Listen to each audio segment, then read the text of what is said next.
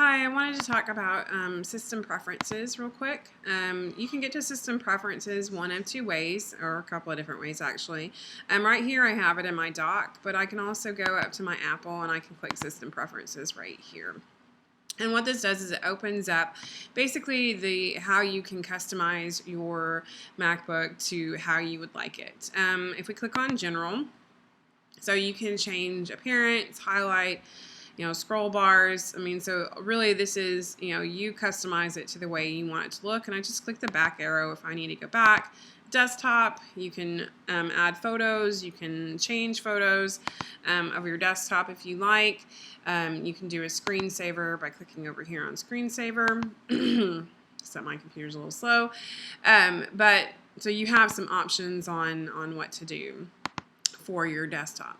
Your dock I talked about previously in another video, so I'm not going to cover that again. Mission control is where you can, again, arrange things and customize some shortcut for key codes, that kind of thing, if you prefer to do that. Language and religion. You can customize your language and, religion if you need to. So you've got those settings available as well. Security and privacy. This is where you've got your security settings that are available. And let's see if it pulls up for just a second. So you can have it require a password after 5 minutes. You've got, firewall privacy. So the big one right here, though, I will say is if you notice I can't click any of these things. So I have to click this lock at the bottom, and you'll have to put in your passcode in order for it to unlock. So now that I put that in, now it makes it available. So right here, allow apps downloaded from App Store and identified developers. So I can make changes right here. And once I'm done making what changes I need to, I can just lock it back and it goes back to where it's unavailable. Spotlight. So you can, customize this as well. And notifications. You can customize what notifications you want alerted onto your MacBook. So, all right, so I'm going to kind of breeze through these. The rest of these down here, you've got sound, which is sometimes important because if you import a different type of mic that you're putting in, you might have to customize what line it's pulling from. I've had that issue before. So if you're having trouble with sound not working through your device, try going to sound and looking at your inputs. Printers and scanners, your trackpad obviously is where you've got the different gestures, and you can customize this as well. And it actually gives you some tutorials on gestures. So if you ever, even though I'm going to cover that in a later lesson, you've got access to that information right here as well. Your keyboard, obviously, again, you can look and see how you like to customize these as well. Energy saver options and such.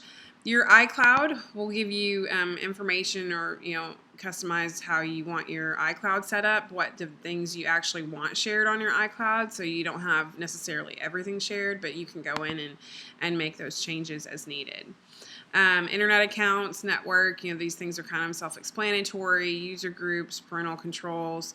Accessibility will give you information on how to customize your computer for people that, or for you, that if you like different preferences on how to access information or access your computer in a different way, you can customize it there. Your Bluetooth is, people know what that is.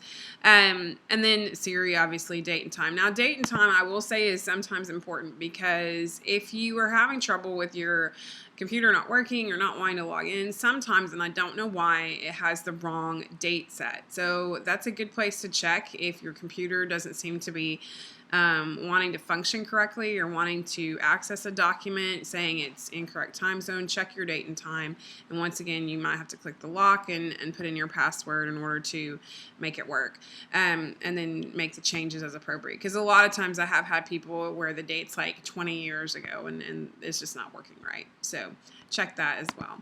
So that's system preferences. Another thing you can also do is if you open up an application or a program, you can always go to preferences and you can make changes to those programs there. as well if you need to. It works more for the Apple type programs, but you can play around with preferences in different applications to customize as you need. So let me know if you have any questions. Thanks.